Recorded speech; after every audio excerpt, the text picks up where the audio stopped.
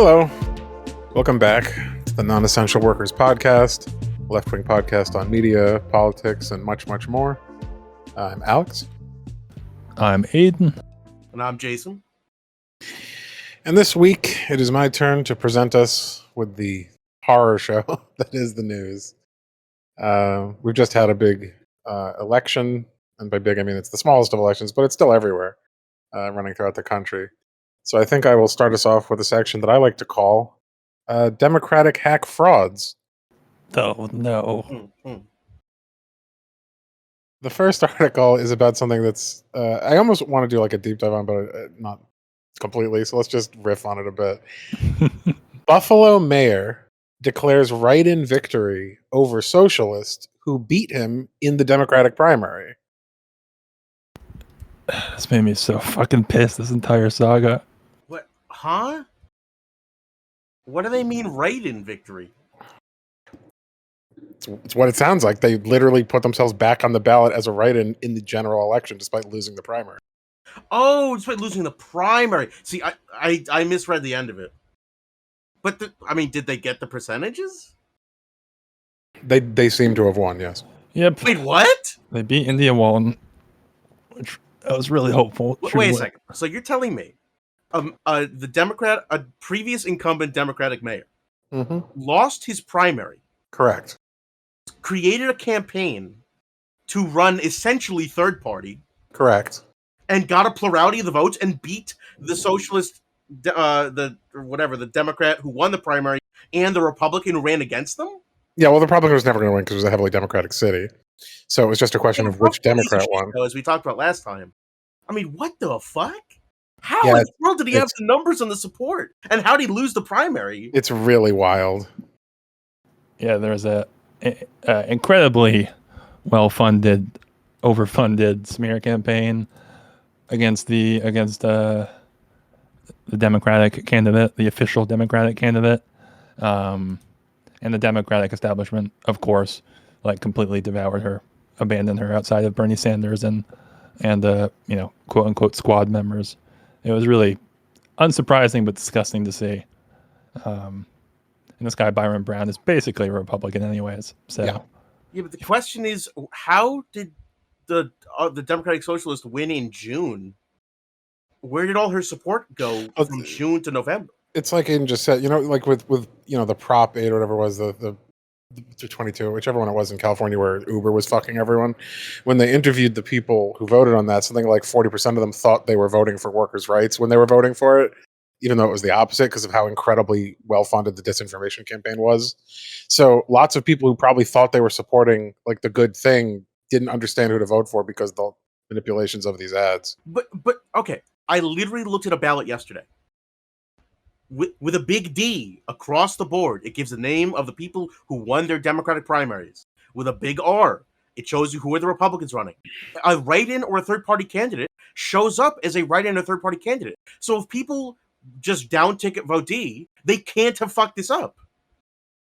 Yeah, but that's not the premise. The premise is that the advertising convinced them to put in the write-in under the grounds that was somehow the real person for workers' rights. How are there people who voted for India Walton in June who changed their mind from June to November?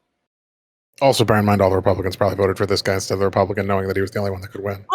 Okay, that's actually interesting. That actually makes sense. Huh. Man, that's brutal. Because the Republican couldn't win. He never would have had the numbers, whereas this guy could, and he was so much more right-wing. And he's essentially a Republican, so... I literally, just by happenstance, was just re-listening to the Chapo Trap House interview of India Walton. And let me tell you something. She's not hard left. Like, she was a moderate socialist, Democratic socialist. She was like pro-police, relatively speaking. She was calling them workers. She was basically saying that, like, she wants to bridge the gap between the left and center. Like, she was about as tame as you're going to get from like a Bernie Democratic Socialist contingent of this new left. So if anyone tries to tell you that like, oh, the issue is just that we haven't compromised enough with the right wing of the Democratic Party, not only is that clearly false since they wouldn't even accept this very tame version of this idea, but they actively undermine someone who won their own primary going out of their way to fuck up. Like, they could not be less helpful, even if you play the game exactly as they say you need to play it. This It was is a why perfect you don't preview of what play the game. would have happened to Bernie if he had won. This is why you don't ever compromise. You only ever push farther to the left. Because Or at the compromising, very you least, lose stand your anyway. fucking ground. You'll be accused of being a communist anyway. So you may as well actually be a communist. If you're a communist, yeah. Yeah. I mean, this is a fascinating story. Because there's all these other dimensions, which is, as you say, Alex, Republicans contributing into the Democratic voting pool. A successful writing campaign is surprising just in and of itself. It's just an example of how easy it is. It's basically what Jason just said. How easy it is to smear anyone who advocates for progressive values, even if they aren't like as left as you would imagine a true socialist would be. As soon as you have any kind of identifying traits that can tie you to the left progressive movement, it's so easy for corporate interests, anyone with money enough to run a concentrated smear and ad campaign to basically tell people what your beliefs are, even if you don't believe in them. Like the fact that she was painted as extreme anti-police, give Buffalo to the anarchists, which of course anarchism is all about lawlessness and murder, as we all know. Yeah, it's pretty depressing because, as you said, Alex, she wasn't like the farthest left candidate by any means that could have existed, and it still was just too much. She was the most generous black woman running as a democratic socialist towards police I could have possibly imagined. Like calling them workers, saying that they have families and they need to have pay raises. Like, if anything, she was. I mean, let's be fair, Alex. They are in fact workers who do have families. Not exactly. I mean, they have families, but to say that they're a worker implies that they're not essentially the destruction of workers as their primary premise. Like, workers who destroy workers are kind of that is a job. I mean, CEOs are working as being a CEO, but it's not the same category, I would argue. Regardless, the vast majority of socialists do not consider police workers for very obvious reasons. They're not laborers. They're not blue collar. Right. They're not. They are the savage dogs of the bourgeois class. They're not themselves like a part of.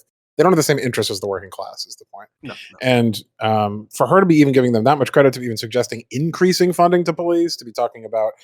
While she supports Black Lives Matter, she also supports the police and reducing crime. It's like she was the perfect synthesis of like neoliberal ideas into reforms for the poor. I mean, you couldn't have picked someone who was less dangerous on that aspect while being, in this Bernie contingent. So, as you're saying, she may as well have been a communist. It didn't matter what she was saying, because what she was saying was so palatable to most people if they had understood what it really was. The reality is, our politics is totally binary. And I don't mean binary as in polarized. I mean binary as in, do the moneyed interests want you, or do the moneyed interests not want you? There is no degree. There's no like, well, India Summers was 70% of the way towards them. Like, no. It's a binary choice. The people with money chose Byron Brown over India Walton. That's all that mattered. Mm-hmm. She could have been Bernie Sanders himself. She could have been like a Chilean socialist who lives in a shoe, or she could have been what she is, which is like basically a Democrat from the 2000s. Yeah. It doesn't make a difference because she's not in control. We don't have actual grassroots movements that lead to victories in elections. Every single modern grassroots movement has led to a loss in elections because the moneyed interests ultimately decide. They take interest in what the grassroots are feeling. But ultimately, it's up to the moneyed interests to decide where we put the money, where we ship people, where we campaign, how we win each state. So, look, more power to Byron Brown. The ability to convince the bourgeois class to support him, despite losing a Democratic primary and running a write-in candidate campaign, and somehow secretly getting Republicans from Buffalo on board. I'm sure giving them all sorts of bullshit he's going to do once he's in office. That is political savvy at a high level. This is not some basic shit. I mean, the dude knows what he's doing because he's a multi-term mayor, but he was also a massive scumbag. Yeah, but they're all scumbags. No, not really. Not compared to who he was running against. No. I don't mean Kim compared to India Brown as India Walton as a scumbag. What I mean is virtually all career politicians who have any degree of political savvy are already scumbags. He just did what was expected of him. He just went a little above and beyond what your typical. Crowell, who the guy that AOC beat, he probably could have tried to do something like this. He just didn't have the savvy to do it. It's just astounding that they would even allow this. Like that the Democratic Party would be like, yes, you, a multiple term Democratic mayor, are going to contest our own candidate, and we're going to go, that's good. We're going to back you. It is, because the Democratic Party is not the party of the people. It's the party of the elites. But they're not even the party of process, which used to be their whole thing. Yeah, but this is technically legal. Like, you're allowed to run a write-in candidacy. It's just that 90% of way more. Virtually every single write-in candidacy falls flat tremendously. They get like 1% of the vote. This is so clearly against the most basic, understood norms and decorum of the party that you don't run against the candidate who wins the primary. Right, because the decorum thing is bullshit. The decorum thing is a facade. The decorum is like a pretending we follow decorum to get what we want. But if we don't get what we want, fuck the decorum. Yes, of course. It's just that like it's full mask off 2021. That's all I'm saying. But we've been living with that for years now. Everyone's mask off. Yeah. And I'm glad for it, honestly. They put out the message for so many years, vote blue, whatever, whoever is running. It's the same party that scolds anyone who votes, green, third party, whatever.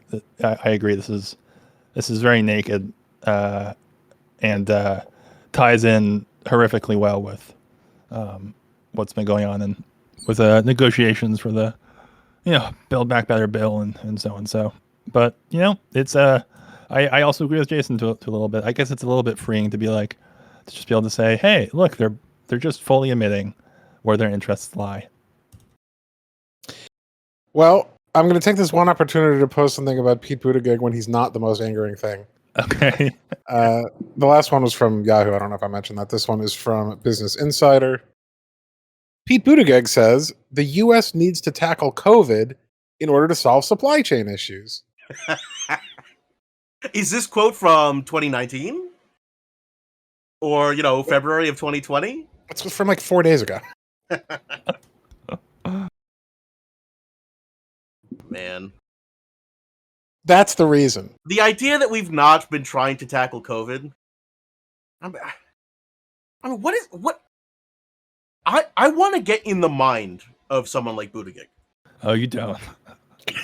What does he think he's trying to convey? That he understands something? Yeah. Well, this one puts me at a loss. Well, in kind of a hypothetical exercise, what do you think he thinks tackling COVID even means? Like, do you think he even means on like a global level? Do you think that's like what he's going for? No, I think he means like opening up trade agreements even more so we can, widening the Suez so we can get more boats through. I have no fucking idea. Make more boatswains wear masks? Yeah.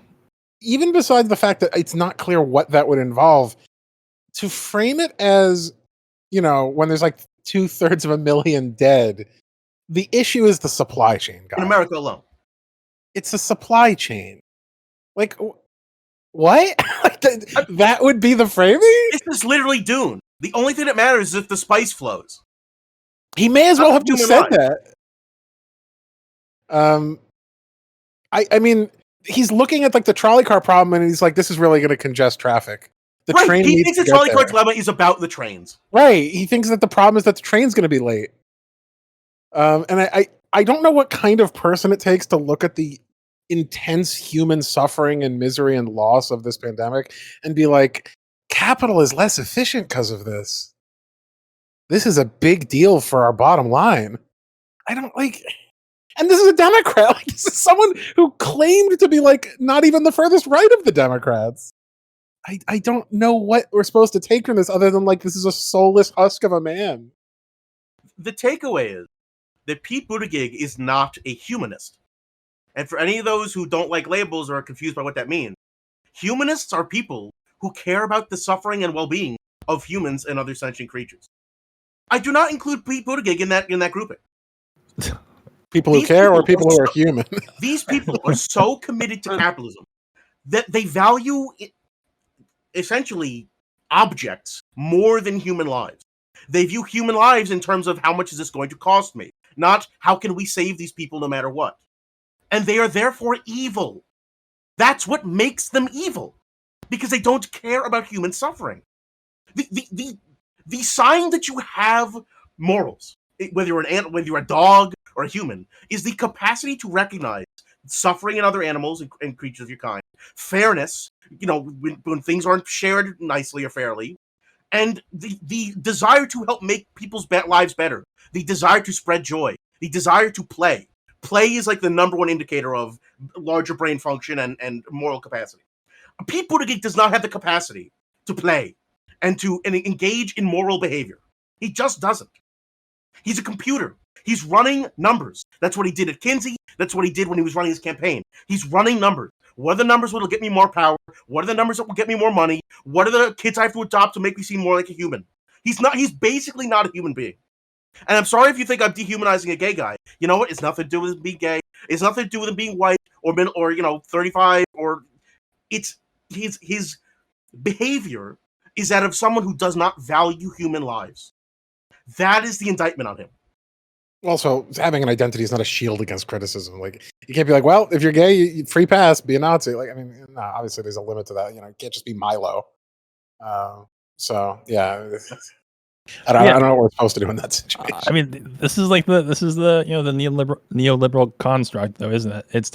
It's that systems, that ideas, economic theories matter more than material outcomes. People who make them and make sure they exist and make sure they function. Oh, it's so frustrating. Yeah, it's more important that the market is free than that people are free to pursue wholesome, healthy lives. That's the reality of people like this. It's like, because there's some abstract idea that because they believe in the system, if it's not working perfectly, then that must somehow, without any real examination, translate to worse outcomes for your average American. When we all know that's not the case. There are many things that we could attend to immediately for people who are already suffering, before we worry about whether enough computer chips or terracotta pots are making their way across the ocean to America. Now, I will say, like, let's give him the most charitable reading of this statement, which is that he's trying to convince like Republicans why they need to get vaccinated or something, right? No, this is a problem. I don't care if he's trying to convince Republicans. That game's been lost, and it was lost years ago. Well, the only objective here is to convince the masses of people who do not vote and remain outside of the democratic process. You don't need to convince Republicans of a goddamn thing. Well, you just need to beat them. Let's engage in the thought exercise, because I feel like Axe is going somewhere. Yeah, I was trying. I'm not talking about Republican politicians. I'm talking about Republican voters. Like, you still need to get the country vaccinated. We're only at we're not even at 60% national vaccination, I believe, which is not enough for herd immunity. So you could make the argument that you want to play to like a centrist capitalist frame to try to get people who have no shits given about their own survival for a vaccine to try to be like, okay, please take this seriously because don't you like making money? Like, I do understand that argument, but the problem is it doesn't, not only, as I think Jason was getting to, does that almost never work. It's not like the Republicans are waiting to hear from a reasonable Democrat. They don't care about what any Democrat says. They think he's a fucking demon. They don't give a shit. They certainly wouldn't want to use, as you say, a gay guy to pitch to Republicans anyway, since that's like a huge problem for them usually. But even besides that, the capital class, who's kind of also who he's talking to with this kind of statement, like kind of signaling, I guess I'm your guy, they've clearly shown they're willing to just throw bodies into the grist mill, whether there's COVID or no COVID. Like, the whole thing was just get back to work, motherfuckers. Like, we don't care if there's COVID, get in there. In fact, like, the whole title of our show is kind of a reference to the fact that they'll just give you a pat on the back and call you like you're an essential worker, which is a way of saying go die for us, go die in the grist mill. You're essential to the meat grinder that is capitalism. Yeah. Like, they're just like Uruks doing Saruman's will. Like, he doesn't care how many die. We've all seen and been disappointed by Snowpiercer. We are the children that go on the engine and get fucking crangled around until we die. That's the way it works. Yeah, so the idea that you could appeal to either the Republican voting base or like an elite capital class to suddenly do something for this reason, I don't think really tracks. I don't think it really makes sense, even giving that most charitable reading of why someone might make a pitch like this. I would give a more favorable rating to Buttigieg if he came out and just did the speech that they make Charlie's mom give. Money money now. Like, yes, just be honest. You just want to win next time. Shut the fuck up about caring about people. You clearly don't. Everything you've ever done before this demonstrates that. Well, he also just needs to have a certain number of headlines per month so that he can stay relevant because he's irrelevant, which is probably the other issue. Yeah. God damn, I hate these people. Oh, are you tired of hating people? From Fox Business, Manchin accuses progressive Dems of holding the infrastructure bill hostage. This is actually, I mean, this is a well-established. It's very in the weeds about how American, but like the bill is so neutered at this point. It's basically, which it doesn't even have to go. Armstrong, all the bridge shit, like everyone likes to say, like that can go through regardless. I don't want to see Manchin ever again. I don't want to see his face. I don't want to see his name. I don't want to see it in text. I feel about Manchin the way everyone felt in like 2018 about Trump. Yeah. Like, I don't want to see. I want Google to automatically filter it out. That would be very nice. I don't want to hear nice. about this motherfucker anymore. Yeah. The way I feel about Manchin, I'll say for private conversation, I don't think that it should be anything that should be recorded for legal reasons. I will admit to crimes of public Use your imagination, audience, about how we feel about Manchin. Yeah, I'm sure you'll find it shocking. I mean, yeah, just on the face of this, it's very stupid because it makes no sense. It's a negotiation. It kind of like to hold it hostage suggests that progressives have more power than any other kind of party negotiation. And when he was holding it hostage 2 weeks ago, right? All he's saying is they want different things, and like him, they are holding out on those things. Right. It was neutered successfully, so now he's on board. And now the people who didn't want it neutered are saying they're not on board. But yeah, welcome to politics. I also agree. I think they should abandon it at this point. Just kill it. It's not Get it. It's not worth much, and they're going to get blamed either way. They should at least show their constituents that they're going to stand for what they believe in. It's obviously not the outcome any of us wanted, but unfortunately, it's not the most shocking of outcomes either. You mean we're not going to build back better? We're not going to do anything better? It's like Big Baller Brand, though. Like, this is like it's so stupidly written and framed. Oh my god. I will say, I'd rather have Lonzo Ball fucking writing our legislation. For anyone who's kind of been under a rock about this thing because they just don't want to hear about it, which I almost feel like doing, but can't. There are 48 senators who are nominally in favor of the bill as it was originally written, who are all Democrats, who are not Joe Manchin or Kristen Sinema. The only two that were actually holding the bill hostage because they were necessary to complete the vote and were the only holdouts officially. And hide the other 10 to 15 Democratic senators. Officially, the only holdouts are Manchin and Sinema. For Manchin to accuse them of holding it hostage is the most ludicrous projection of his own crime possible. This motherfucker and that idiot from Arizona or whatever are the only reason that this could not pass. Because if the two of them got over their bullshit, theoretically, with a 50-50 split in the Senate, and with the vice president casting the deciding tiebreaker, that means they pass whatever they want. Except the problem is it was dead on arrival, because the reason Manchin and Sinema could afford to be the ones who say no is because they're the safest Democrats. They would have just found the whip would have found a slightly less safe incumbent Democrat to be the one to oppose it. It was never going to pass. Well, Manchin's not safe at all. He can be replaced by a Republican at any time. But he essentially thinks it does the same thing. My point is the Democratic primary. Right, my point is the way the whips work is mostly this stuff. He's figuring out which Democrat they can afford to, turn into a martyr to let a bill die or to let a bill get through. Like, it's not sure, but at the end of the day, whoever is playing Judas for the semester is going to kill it, and whoever that is doing the betrayal. They might be doing the betrayal on behalf of several other people, but they're doing the betrayal. Yes, for him to be like, oh, they're holding it hostage. It's like, you're the only person holding it hostage, you and Sinema. There's no one else who's holding it hostage officially. My point is only that Manchin is not a uniquely bad figure. Yeah. He's just doing his job. No, he's a very bad figure, but he's not uniquely bad.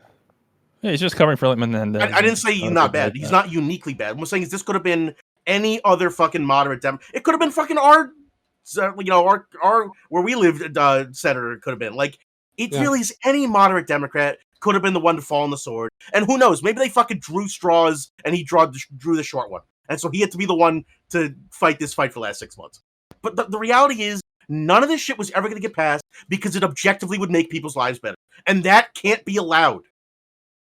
And even more importantly, it was going to mildly cost something to corporate interests. There was going to be some sort of financial, impact on people who have more money than they could ever spend, so they couldn't allow it to pass. But what's interesting to me is that the Biden presidency, in large part, was hinging on passing something here that was meaningful. Oh yeah, no, they are fucking. They're fucked now too, even though Biden's as right-wing a Democrat as you can get. It's insane. Yeah, that the progressives are being blamed when they are. The Progressive Caucus were the ones fighting for Biden's stated agenda. Like for once, they were on the president's side. They were on the same team. He may as well be saying like Biden is holding the thing hostage at this point. It doesn't make any sense. The Democratic Party apparatus is over Biden. They don't care anymore. They suspect he won't run for a second term. So they know they have to deal with this whole process over again. They might have to deal with Trump again. So they're just trying to get some fresh blood in. They're trying to summon some new Urks to run for president. Like, they don't care about people's lives getting better.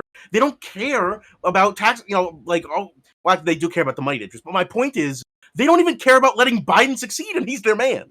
They're willing to let Biden fail. God, if only Biden were more energetic and aggressive. Right, he could pull an FDR and he could hold his fucking the Democrats at gunpoint in the fucking Oval Office. Or preferably he could pull a Robespierre at this point. I mean, fuck it, he's not going anywhere. Speaking of Biden being abandoned by his own party, which is a completely baffling turn, let's talk about Biden's Trump-like poll numbers from Axios. What does that mean? Good or bad? Yeah, great question. Poll numbers are not consistent. The whole point is that they're fluid over time. Trump was very popular at certain points, very unpopular for most. There are certain numbers that are associated with Trump. Oh my God. We don't know what those numbers are. Yeah. This is up there. This is in the top 5 most meaningless political analyst things articles we've seen. We had that one was how this fight is unique and different. It's no, it's the same as everything ever. This is uniquely nothingness. What if we could smear Biden with Trump without any content? Right. And they know that Trump will come and be like, no, that's just bullshit. I'm not like that. Like, you're making me like him more and more. This is designed to piss off everyone. Yeah. I wasn't a big fan of Biden. He stole the election, but if he has my numbers, then he's at least taking his where was this from? It's gonna be Trump Biden ticket 2024. Which outlet was this from? This was from Axios. What Axios did to Biden was very unfair. Like, exactly. we could generally see that next couple days. Trump has no loyalty. He'll absolutely team up with Biden. This is unrelated, but this just makes me want to see a headline that says Bush's Hitler-like paintings. Exactly. Yeah, but that's actually more. Yeah. They are strikingly bad. Something cursed about those paintings. Yeah, that tells us nothing. And it also doesn't really make me want to click through the article. So I guess good job. I think this is Axios really preaching because they're really not that relevant. Like they rarely come up on our show, for example. Like this is not where the majority of people are getting the politics. Yeah, that's actually a good point because I used to hear about them all the time. I am surprised how little. Yeah, when they were like, we're the fact checkers, and it's like, we have Trump as president. Fact checking means literally nothing. Time to do bullshit. Yeah. Yeah, they got a spike of popularity through their video interviews with Trump and exactly. But what I'm trying to to elucidate what I'm trying to say. No, yeah. There's an additional interest here, an additional layer of bias, which is the outlet's attempt to become more relevant. Which you wouldn't have. Murrow didn't have to worry about retweets and growing his fucking Twitter followers, but Axios does. So there's an interesting extra dimension that social media in the modern tech, internet age has added to the coverage of news, and it's bad, folks. Yeah, it's a bad turn. It's like that. I ended up reading that article that I posted about whatever Rikers prisoners take over jail. Oh God, why would you read? It was actually not at all as sensationalist or reactionary as But it had to be that way to get people. Yeah. Exactly. It was actually talking about how bad things are there. But yeah, still fuck them for choosing that headline. But this seems like the same thing, except it doesn't even try to tell a story. It just this one doesn't even have right-wing framing. It's just nonsense, just gobbledygook. I have a 40% suspicion that it has some sort of right-wing framing, but I can't prove it because it's like a sentence fragment. It's like a half of an idea. What do the numbers mean? This isn't even a proper sentence. Yeah. It's literally a sentence fragment of the headline. Where's the verb? Yeah, it's pretty incredible. Show me the numbers, Mason. Come on. Biden Trump poll number. Do better. Yeah. God damn it. Speaking of inscrutable headlines as part of this Trump to Biden pipeline, from CNN, Biden says families separated at the border under Trump won't receive $450,000. But the one separated under him will? I don't know. It's just fuck you if you got caught under Trump. Blame Trump for this. Aiden says you won't receive $450,000. There's so many questions I had reading this headline. Well, do you know what the base story is? The base story is about a lawsuit that's being filed for all these families that were basically illegitimately kidnapped. Right. And a lot of them might get recompense depending on how badly they were treated. So it's not clear if Biden's saying no, that won't happen, or he's narrowing it, saying that won't happen for any of the Trump ones because somehow it's your fault. You're a Trump supporter if you got caught under Trump. Well, it's it's his obligation. Yeah, it's obligation grandfathering them in. Trump. Story going on. I'm not sure if you got to it, but it's time for a Jason interrupt. Where this happened at state levels, where some states overpaid people for unemployment during COVID. Mm-hmm. And the government wanted to carte blanche, just have it all returned at once and just tell everyone who got overpaid to give it back at once. And the state AG was like, we can't do that. We have to do it case by case. And the government was like, that's a lot of work. I guess we're not going to recoup it. I guess we can either rob people or not recoup it. Yeah. Jesus, it was really Christ. funny. It was they're too lazy to govern. I would case. We can't just take all their money back. One of the other reasons I picked this ridiculous headline was because the framing kind of screamed to me like pandering to kind of vaguely right-wing xenophobia by being good, those illegals won't get our money. That's the feeling I got kind of reading this. Don't give them Social Security. Because there's always articles that are will illegals get benefits in our country? Not under my watch. See, I think it's actually a different framing. I think the specific language from the headline is trying to pretend that this is not happening under Biden. Yeah. Because the specific inclusion of under Trump tries to pretend and lie that this is not also happening under Biden. Yeah, well, that's the beauty of CNN, right? They can pitch to neoliberals and sort of center-right people at the same time. They can pitch a xenophobic thing against immigrants while also saying Biden's doing what he needs to be doing. And you could write the inverse article called, families separated at the border under Biden getting treated much better than they were under Trump. Right. They're both doing the same thing. All the people being treated the same. They're all both getting no compensation. But they can decide at fiat to frame it as if the Biden version's nicer and friendlier and snugglier and not as bad, and the Trump version bad. Fiscal conservative Biden tightens America's belt by not compensating America's victims. That's kind of what this feels like, as you said. But see, just to our last story, why is the media standing up for Biden when the fucking actual Democrats won't? It's bizarre. It's just muscle memory at this point. They don't know what the fuck to do. After Trump, they're just looking for anyone who's not in. They're playing on the last patch. They're on the last update. Yeah. They haven't gotten the new info, which is no, we're done with Biden. Yeah, because the new info has corrupt data. Because no one knows what the fuck is going on. Failed to launch. To revert their drivers. Oh my God. In our final Biden article, Biden also doesn't seem to know what's going on. He falls asleep in Fox Business. No, just politically.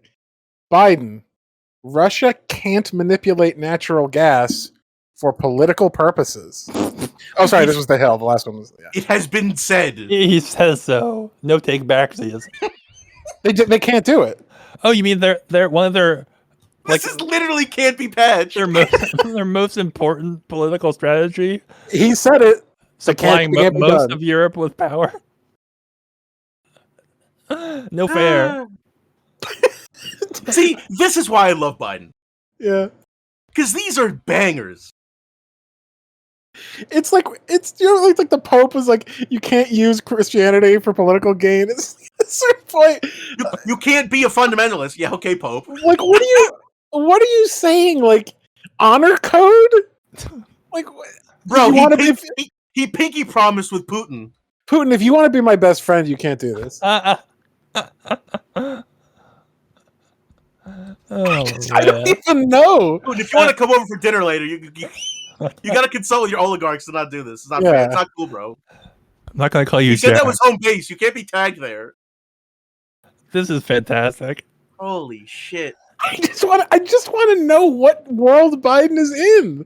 Like, does Biden think he's still negotiating with like Khrushchev? I don't know who he thinks he's talking to. He's just imagining things. It's just really incredible. Or maybe he thinks he's talking to like Yeltsin or someone the U.S. basically owns. He's in being John Malkovich. He's like occupying different people. God damn. I love it. Biden's the best. It's just so incredible. You can't get me to hate Biden. Well, you can't get me to actually forgive Biden for his evil, but you can make me laugh at him about it. Okay, he's very funny. He's way funnier than Obama and Trump. Oh yeah, like as far as evil people go, he has some of the most entertaining, ridiculous shit that he does. He's like a Larry David character. I mean, it's fantastic. Yeah. The writing on this season of President has been fantastic. Yeah, he's kind of becoming a magnificent bastard. Like he's kind of becoming one of those like you hate him, but he's also there's something very entertaining about him that you kind of have to see. Who's that? Giancarlo Esposito. He's like the villain that's great. Oh man, what a strong villain for that season. Interestingly, he really carried the show. Despite the absurdity of that headline, it is interesting to get headlines that basically acknowledge what is the case, which is that almost all countries do basically cooperate on various economic interests and military interests because war is extremely expensive and pointless most of the time. And basically talking about the exact same meeting, I assume, from New York Times, rivals on world stage, Russia and US quietly seek areas of accord. Good. Which, right, of course it's good. It's funny that framing, which is almost certainly the most accurate description of what's going on, is the same thing in which he's like, you can't do gas. The world becomes objectively safer when the largest economic and military powers make agreements. Mm-hmm. Have you ever played StarCraft or Age of Empires, and you align with the other strongest player to shit on some other guy? That makes it sound like we're just aligning to like crush Zimbabwe. For that time period, there is more relative peace. That's how it works. They're achieving a cultural victory instead. Relative peace sounds like such an ominous phrase. Relative peace is my autobiography. Yeah, it was a relative peace involved shooting. Exactly. I'm a relative peacekeeper. Oh man, yeah, that's great. That's a good juxtaposition right there. I'm loving it. Yeah, again, I actually think this article was perfectly fine. Like as far as it was framed, it was just interesting to see the exact same thing described in a completely baffling and completely logical way. It's also just going back to the last one, which we basically just laughed at. It's also just so ironic considering how loose we are with sanctions, which are basically just that. It's basically just flexing economic power to cause suffering and influence. It's very funny in a dark way. Yeah. Moving into some sort of other international news involving capitalism. Wait, there's more than America? And America and Russia are the only two countries, actually. Yeah. It was I can see it from my house, so I know it's there. From BBC, how Japan's new prime minister is promising a new capitalism. Hell yeah, capitalism 2.0, let's go!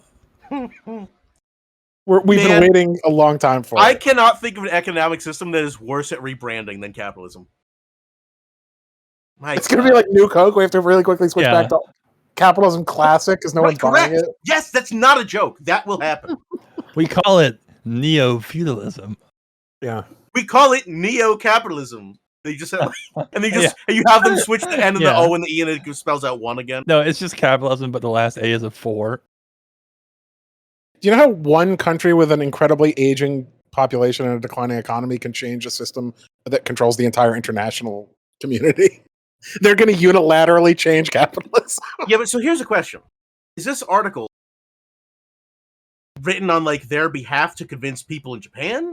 Or is this written by some like dipshit in America? Like, see, Japan has a better way. Like, it's an infomercial. There's got to be a better way to capital. I think from the framing, it is a interview or like coverage of something the Japanese prime minister was saying. I don't think it's like a Westerner.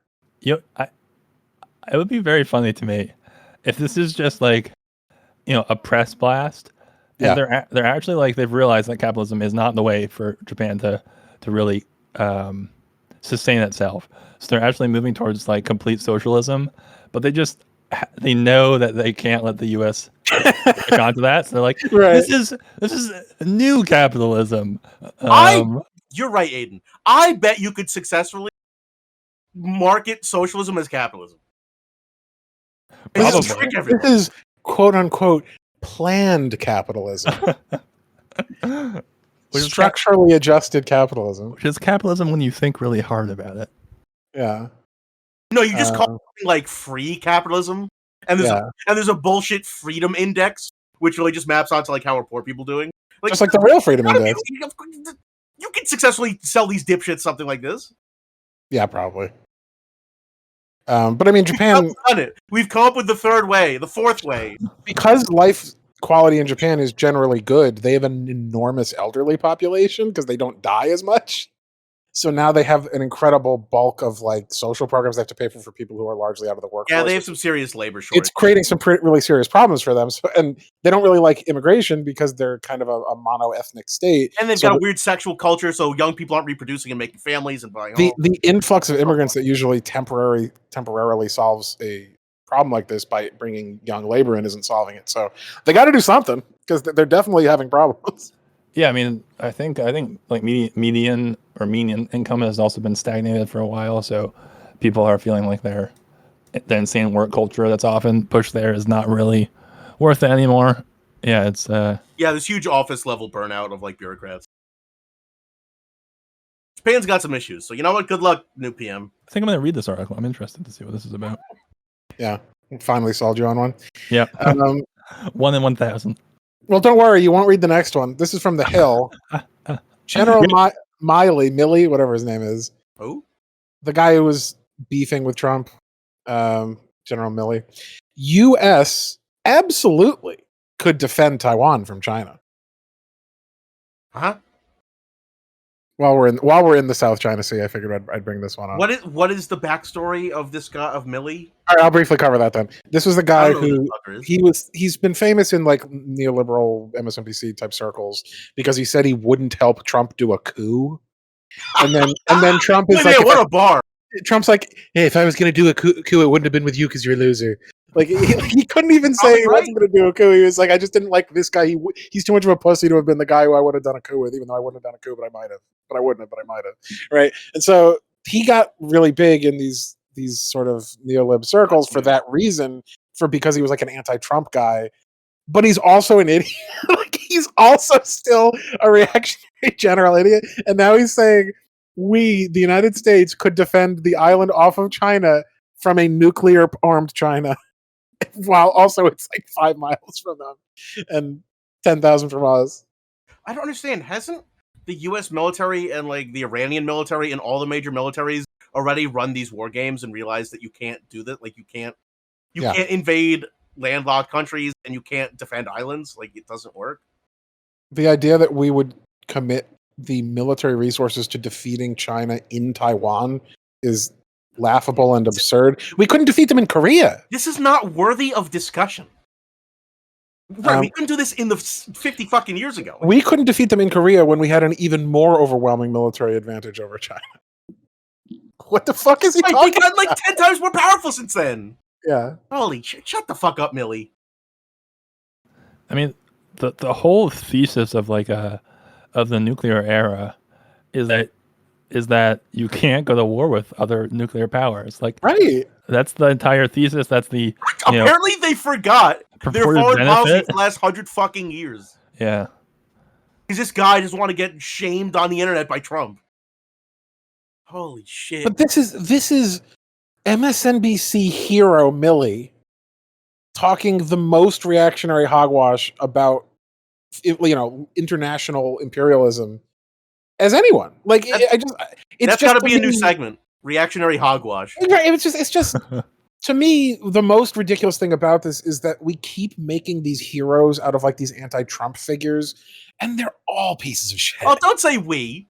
We don't keep doing that. No, not That's us. what MSNBC do. Mainstream media that calls themselves center or center left. But fuck that. I don't give a shit what MSNBC thinks they are. They're idiots. Well, I don't disagree. It's such a fat one. This just completely reeks of like dipshit jock says he could fist fight a lion. Right, it's like I could jump that. Yeah, like, yeah. Okay. Yeah, I fought a shark. Yeah, okay. See, the difference is then with those kind of situations, you'd be like, all right, go do it, bro. Then it's just funny. Whereas in this case, it would like end the world. Yeah, that's true. No, it just never happened. This is once again, we've talked about this before. I think like saber rattling isn't actually saber rattling when you have no one when you can't bluff this. Like it's not. We know you have twos. We saw your hand. Yeah, you can't win. You can't win the when the cards come out. Like shut up. In many ways, the era just bloviating of effective brinksmanship is well past. At least when it comes to major powers. Now it's just kind of wasting everyone's time. But good article, and you're right. I won't be reading it. So, congrats, Nostradamus. Thanks, The Hill. This is a crisis that's almost as serious as a possible nuclear war between China and the United States. From ABC News, Syrians face deportation from Turkey over banana videos. 7 Syrians face deportation from Turkey after posting videos of themselves eating bananas on social media amid wider complaints about the supposed lifestyle of refugees. Wait, huh? It's the subhead I thought was relevant. What's the problem? Is they're eating bananas? How dare you eat bananas when people are hungry? Are bananas seen as like a delicacy, as some kind of exotic luxury? No, they're like a staple of like North African food and stuff like that. I have no idea why that would be bad. I thought at first before we got to the end that it was going to be like some extreme homophobia or something. Right. Was banana some kind of Erdogan bans the eating of phallic objects. Is some kind of a lemon party we're talking about, or a Squid Game? Like, no, like yeah. Squid Game. You must. Don't you worry. Our next episode, we're tackling Squid Game. Oh no. You must. Yeah, I'm doing it. You must chop up your banana before you eat it on video. Weird. So, is there some kind of this happens a lot when like Westerners go to Asian countries and they like chew gum loudly and throw it on the ground, or like smoke pot, or spray paint some wall. Like there are each country has their own rules and laws and cultural customs and things that are taboo. So is this some kind of like accidental faux pas taboo that these Syrians, because they're new here, have like stepped into? That like they didn't realize they were breaking the rule? Or is it like that Turkey didn't like that they were being braggadocious on the internet? I just want to point out. I mean, what's the issue? I was just gonna say from what we've been given, it sounds like eating bananas is supposed to be an example of how pitiful the rations they're being given are. No, I think it's the other way around. Why would Turkey deport them for bragging, and why would Syrians have access to like? I think it's saying Turkey was saying once again. I could be totally wrong here. I have no idea. We all could. In my brain, my mind's castle. In your mind verse. Yeah, Erdogan is like, we'll only take immigrants so long as their lives are miserable. And then and then he like pulls up like Turkish internet and he sees Syrians like doing TikTok dances with bananas. He's like, I will not stand for this. There really is Turkish internet because how much shit is censored. That's actually kind of funny. Yeah, the phrase Turkish internet was fantastic. Yeah. Guys, do you have high-speed Turkish internet? He searches on Turkle or whatever their Google equivalent is. Yeah. To me, they're not being like demure enough. They're not acting lowly like the homeless poor immigrants they are. They're like living it up, and that's not cool. Like they should feel bad. I will point and they're out, not feeling bad, so we're going to deport them. to get That's to the my question take. of like, did they not understand cultural customs or something? Syria and Turkey share a border. I know, but they're not that far apart. I mean, yes, there's Turkish culture versus Arab versus Kurdish culture, but like, chances are they know the customs. Like, chances are they understand whether you can eat a banana and how to eat a banana. So my suspicion is this was an intentional protest, and the reason that they're getting thrown out is because they made any effort at protest, no matter how ridiculous. But so you're saying the banana is like a political statement? Yeah, almost certainly in some way. I don't know how, but probably. It's like the people who are getting like banned from Chinese internet because they're posting like Winnie the Pooh, Xi Jinping. It's yeah, like, but I don't know what the fuck that means either, but it means something to him. That one's well established. The joke is Xi Jinping kind of looks like a picture of Winnie the Pooh. Right. There's not like a lot of political content there. So it's just like a political cartoon, but that one at least makes sense. Like the guy, leader of country, does not like getting insulted. People found a low bar way to insult him. He's mad about it. But this, like, what is the banana representing? Who is Erdogan a banana? Like, is there like a footage of him like in a banana costume? Like, what's the relation? Is he overripe and spotted? Like, I don't know.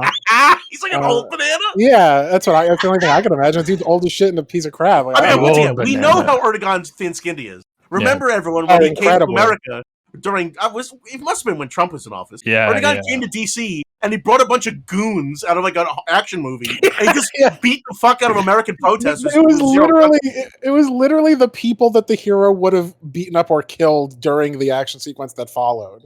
It was the kind of like random thugs that just brutalized bystanders and protesters. It felt like I was watching The Shah in the 70s or something. It was very fucked up. But the end of the day, my other suspicion is that this is just Kurds. It's Syrian Kurds versus Turkish Kurds, and Turkey's just looking for any excuse to get rid of Kurds because they're always trying to get rid of Kurds. So it could just be that. Interesting. So there's a lot of possibilities that are actually more interesting here. Unfortunately, despite the title and the very long subhead, we still have no idea what the fuck. I like my mind verse better. Yeah, yours is more fun.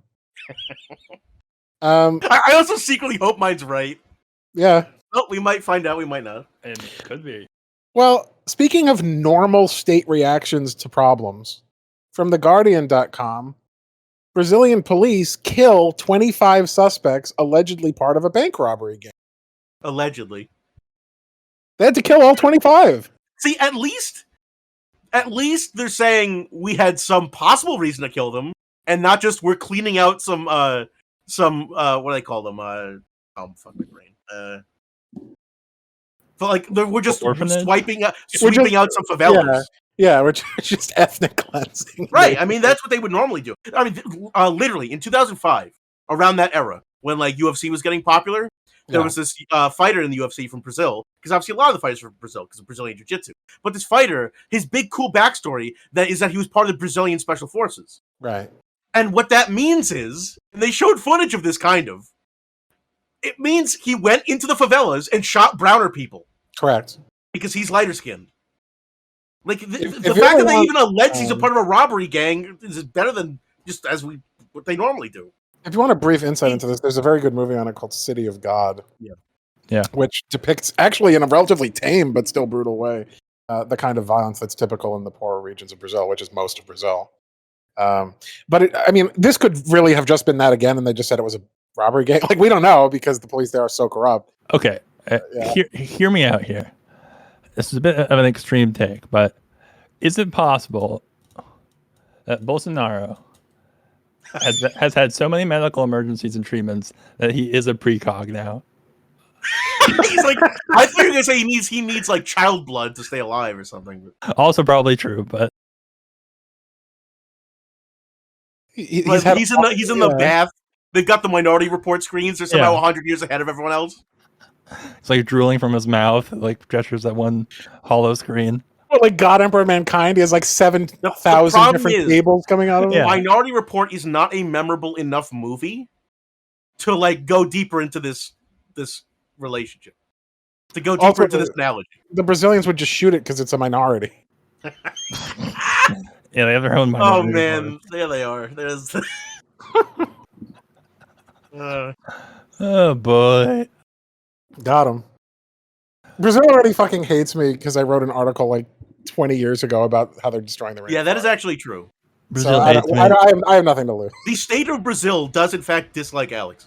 Yeah, I got so much hate. It was like one line in an article about something completely unrelated. They Oh well. listen. You never know who you're gonna get. In our last international news article, and it's not even really international, but it's at the UN. So, from Business Insider once again, the UN says $6 billion from the world's billionaires could solve the hunger crisis. Elon Musk says he will sell Tesla stock and donate proceeds if the UN can prove that. I obviously saw the second half of this.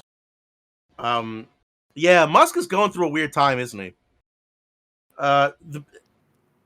The billionaires have never been so insecure in world history. Yeah. I mean, he could literally fart out this because it's like a sixth of it, like 6% of his net worth. Yeah. And if this was true, I mean, even if it's not true, even if it's twice this or 10 times this, he could still single-handedly solve it. And he wants to see the math. But he's so insecure about, and once again, this undergirds our entire objection to this much wealth. People who have this much wealth know it's unethical.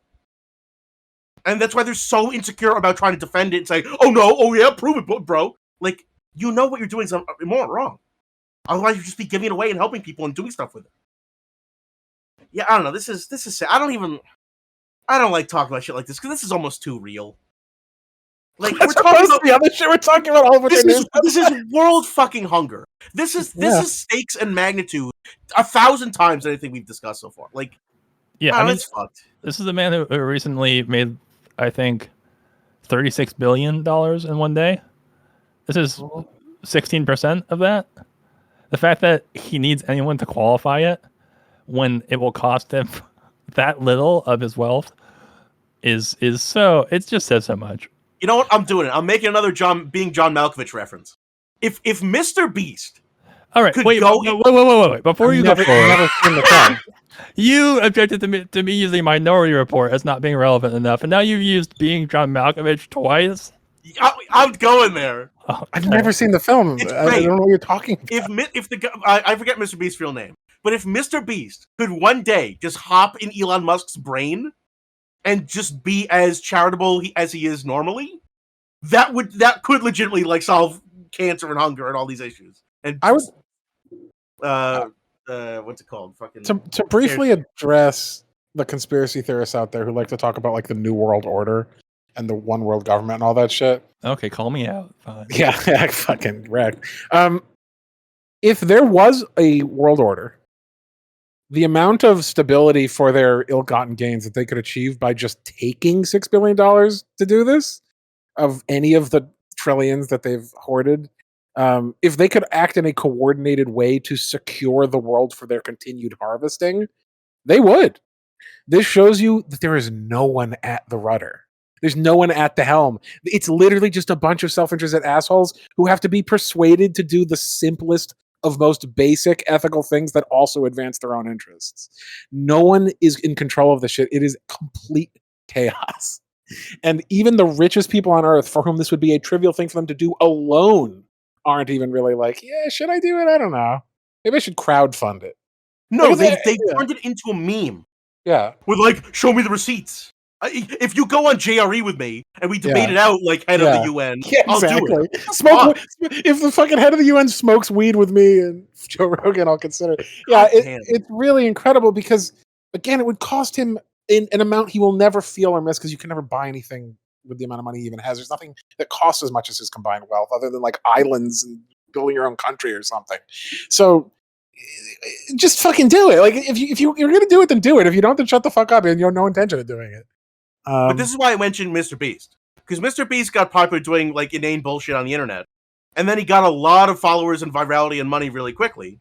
And so he's like, I'll just be a charity guy.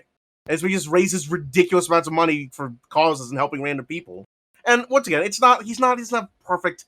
He doesn't have a perfectly foundational ideology as to why he does it. Sometimes he'll just give a homeless guy like 10 grand and that might fucking ruin that guy's life. Who knows? But the point is, that's not an organized, efficient way to increase like overall well-being. But it's not hurting really. So, just if those were the billionaires, if those were the kinds of people in charge, good people who have ethics, we could solve a lot of the world issues, and we could get past the whole collective action issue. If we just had rich individuals who are good do this, then we'd be great. But the problem is, as we've talked about, when you get that rich, you lose that moral capacity.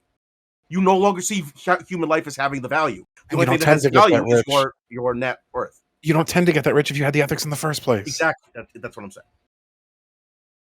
Yep. Yeah, I mean, this is far from an isolated incident. Like, if you look at someone like Gates, who's supposedly famous for his philanthropy, it's all COVAX, COVAX thing that he was supposedly doing to like make sure that vaccines get to the rest of the world, even besides the fact that it's utterly failed to do that, he tried to fund it from other people's donations. He set up like, can you donate to make sure COVAX works? It's like, you're like one of the top like 5 richest people on earth. You could have funded the whole thing in a heartbeat. It only needed like 500 million. Like it was something that would have been so negligible to achieve for someone of his wealth that like when someone like that is like, let's do a charity drive, it's like, you're just like spitting in our face. Like, just do it. You have so much power and influence. For Christ's sake, wield it if you're going to wield it. It's like when Sony did a fucking what do they call what's the old crowdfunding website?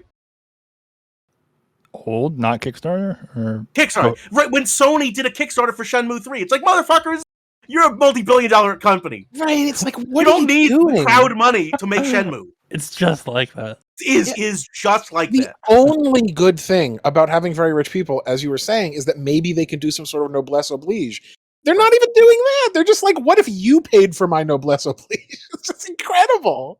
It's the incredibly absurd hubris of like, they want all the adulation in the world for having ripped us off, and they still don't want to pay for it. And they might, but they don't want to pay for that. They still don't want to pay for anything. They don't even want to do the one thing that would cost them basically nothing to get goodwill. You know what it feels like?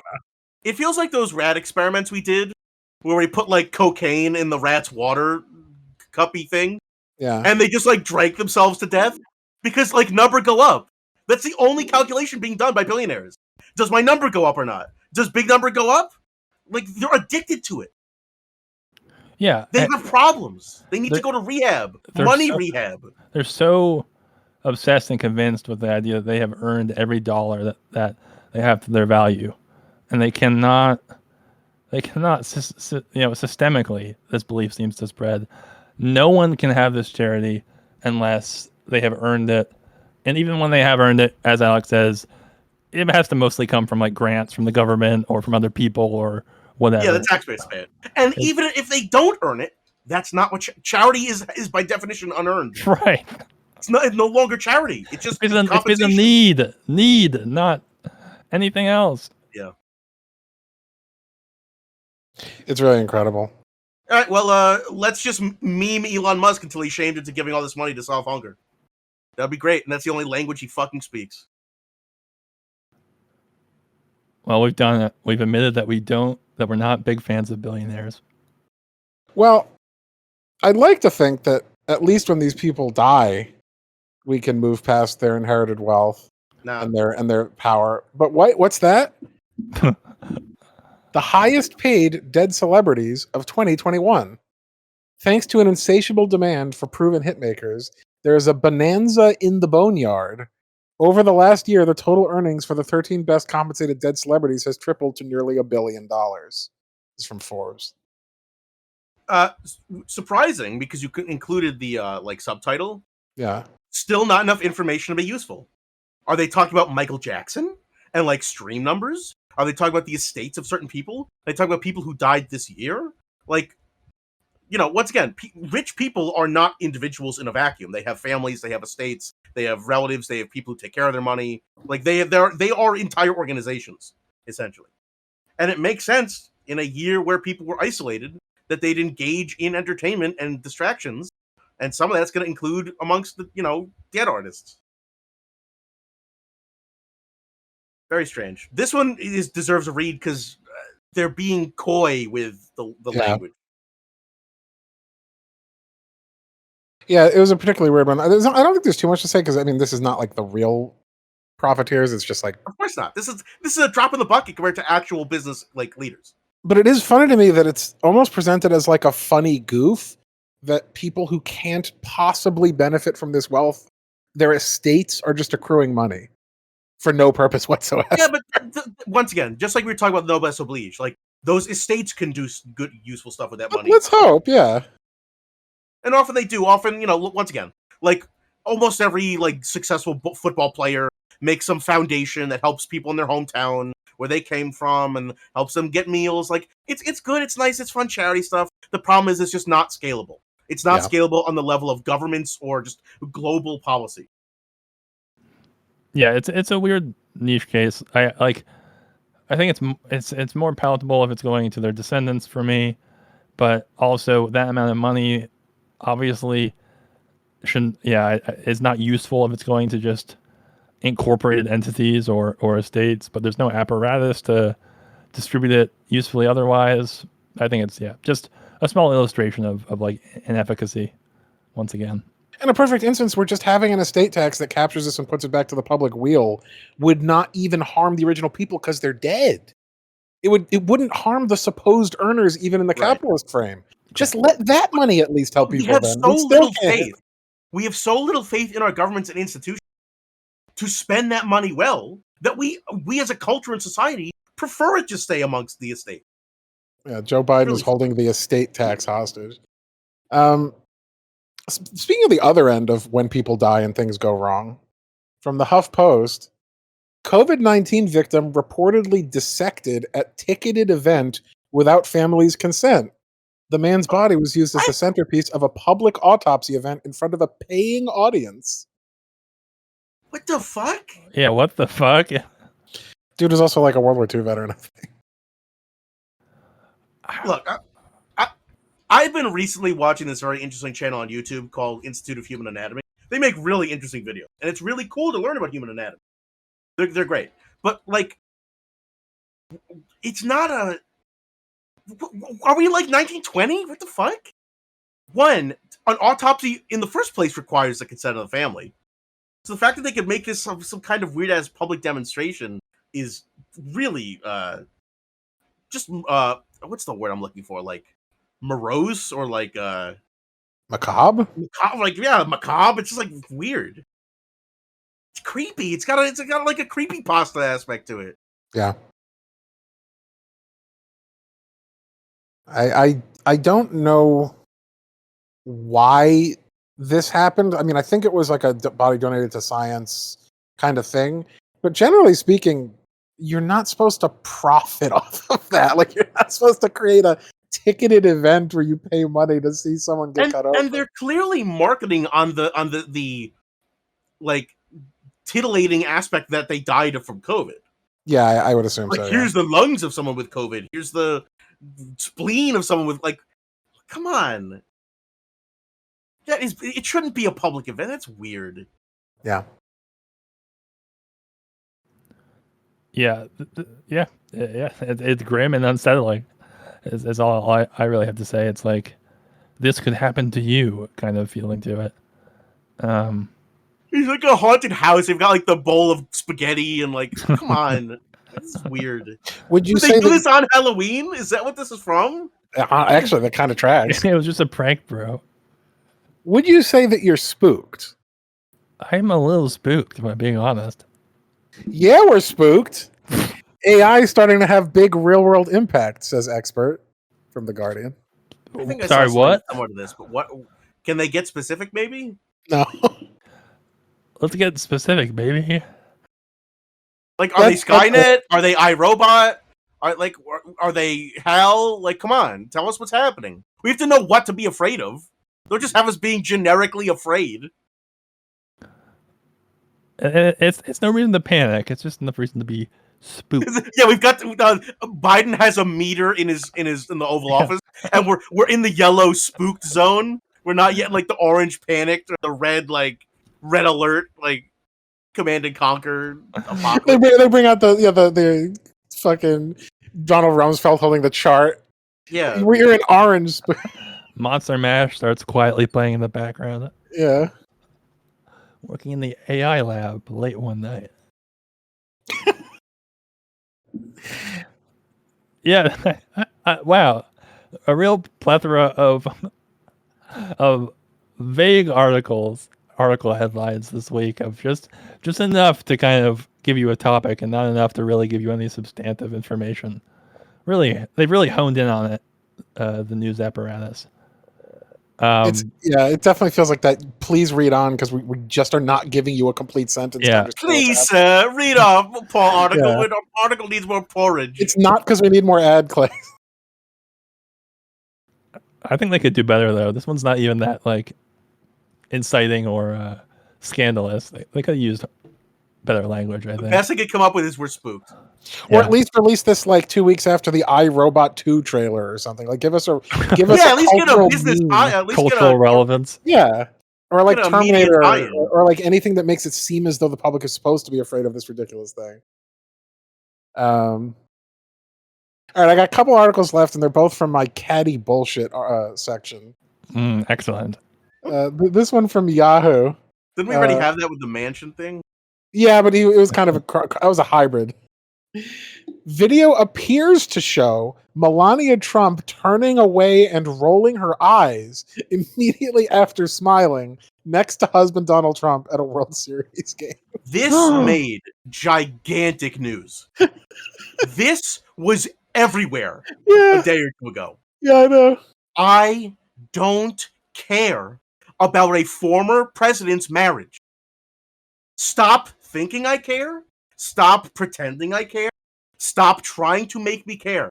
We get it. She's a fucking like Ukrainian wife, like came in a box. We don't care. If I'm not friends with them, if I'm not related to them, I don't care about anyone else's marriage. Yeah. People still obsessed with this shit. You don't want to analyze the former first lady's microaggressions and microexpressions? We already saw it when she was being microaggressive towards Americans. When she had that shirt with like some bullshit line on, like "fuck y'all opinion on me." Like, you get it? She's dumb and like makes faces because she wants to just be on Real Housewives of Ukraine. She's going to hold out until he either divorces her or dies, so she gets the money. The problem is he won't die. What the fuck else? Like, why else do you think she's still there? Why won't you die? He just won't die. They're acting as though she's there. It's like she may not be in love with him anymore. It's like that's not why these kinds of people even get married, you assholes. Yeah, he's a heinous bastard, an obvious misogynist. Did anyone think he was secretly a great lover? Like, yeah, exactly. You know what? Now I have this vision. She's in love with this dumb truck ass. Of Trump, like playing fancy like for her. He takes her to Applebee's. And he's like, "What? They've got a great steak." I picture that horrible scene in Always Sunny where Frank is like a Native American in Lethal Weapon and is like grunting and struggling to make love to someone. Like that's what I imagine is the best he could pull off, and it really is not a compelling picture. Better than barley. Yeah, exactly. It's not a compelling picture for why Melania. Better than Biden. Ooh. Oh, God, that's the title. Oh, Christ. And because apparently they're the queens and kings of cattiness, this is also a Yahoo article. Yahoo. Are they trying to be the TMZ? And apparently, McAuliffe claims everyone clapped when he argued parents shouldn't be involved in the school curriculum. Okay, this is great because this is a combo of like 5 different political gaffes over the last couple years.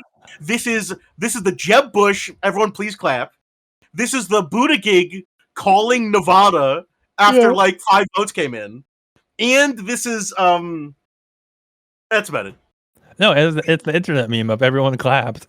Right? Yeah. And didn't he lose? Oh, good question. I think he ended up losing. Yeah, he lost. That makes it even better. He truly is the Jeb Bush of the Democratic Party. Holy shit. I clapped when... Oh, that's what it is. It's Red Letter Media. I clapped when I saw them. ATST. But I like that it's claims like we can't even verify that they clapped. How could you clap? No, they couldn't even tell whether they clapped. Trust me, how bro. Could you slap? It's so many memes at once. This is meme overload. God. They totally clap, bro. I'm so happy that guy's a successful actor now. You ever hear that, Aiden? No. How Could She Slap guy? Yeah, Who got his shit beat in super hard. Turns out to be a really successful actor in India now. The hero we truly deserve. There we go. The sequel everyone asked for. This article kind of felt like the perfect condensation of all nonsense articles about politics and celebrities at once.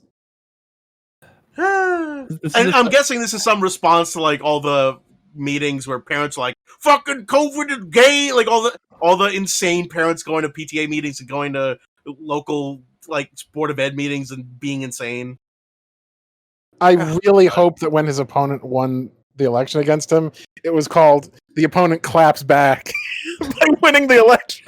Oh yeah, now you're a Republican strategist, Alex. Right. Yeah, that's the article. I mean, it's memes. I'm just waiting for it. I googled McAuliffe. Just I wanted to make sure that he did lose.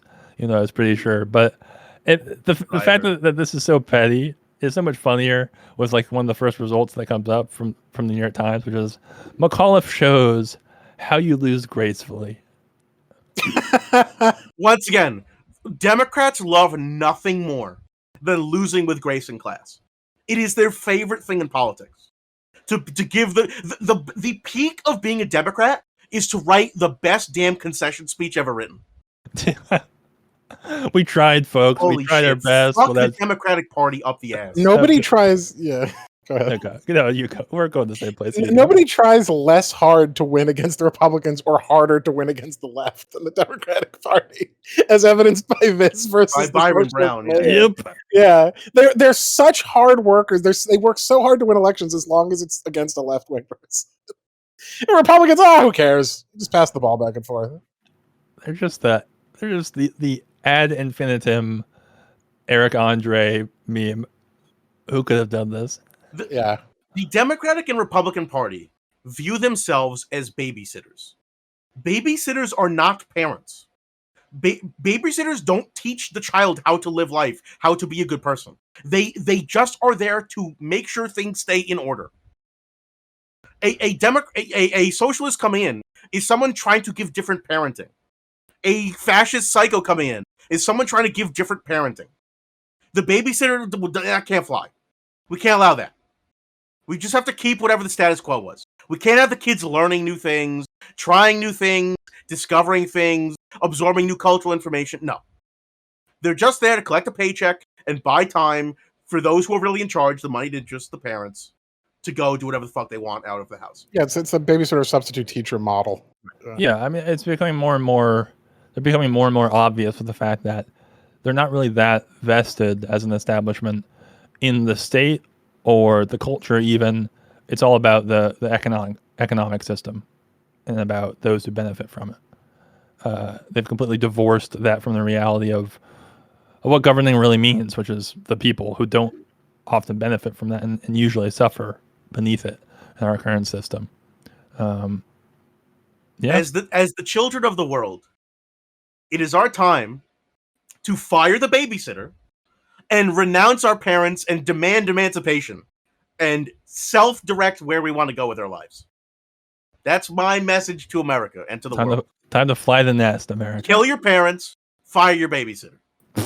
Metaphorically. Go for emancipation. Metaphorically. Metaphorically kill your parents. Satire. That also could be the title of this episode. In Minecraft. Yeah, exactly. I'm loving it. I think at this point the Democratic Party's commitment to like what is it the sort of supposed virtues of process and democracy is about as serious as the Republicans' commitment to like deficit scolding and deficit talkery. Yeah. It's the thing they always say and never do, which is it's that is kind of the intro to American politics. It's all lies. Every single one of them postures and does the opposite. But yeah. I like that "Children of the World" rallying cry, Jays. That's we are the world. Come on, people now. Children. Yeah. Well, this has been a wild ride. I had a great time. Let's hope that I don't know. There's not a lot to hope for. And you know who's hosting next time? Yeah, let's hope that our next episode is good. That's about all I can say. Because this was a fucking train wreck, even though, you know. All right, insert curb music here. Yeah. Oh, I got some bangers. All right, folks. Well, yeah, so next time. But you can't wait for next episode now that he's teased you. But wait, there's more next week. Stay tuned. All right, folks. See you next time. See you next time. Bye. Hey, thanks for listening to the show. If you enjoy what we do here at the Non-Essential Workers Podcast and you want to support us, please check us out at patreon.com/non-essential-workers-podcast or by clicking the link below.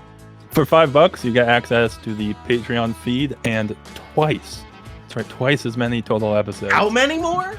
I'll say it one more time for the back. Twice. Anyways, thanks and see you next time.